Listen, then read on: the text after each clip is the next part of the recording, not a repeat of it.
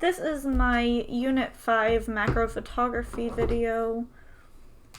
So for this first image, I used ISO 100, aperture 5.6, shutter speed 1 out of 10.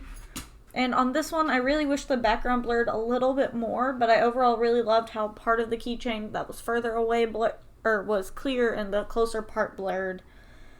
I want to try to take a picture similar to this again and maybe change some of the settings and see if that background will blur a little bit better.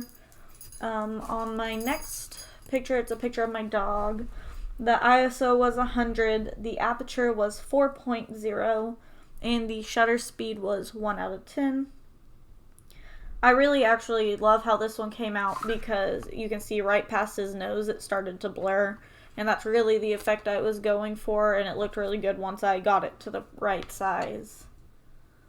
For my third picture, it is of a plant I have.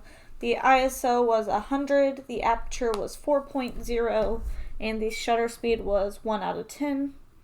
On this one, I wish I had a little bit of a better angle and a little bit more contrast in the background, but overall I liked how the blur and the focus was.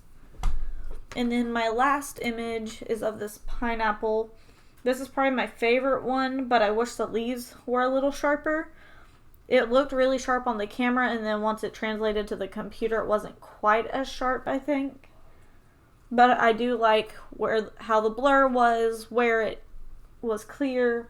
And on this one, I used ISO 100, aperture 5.0, and shutter speed 1 out of 10.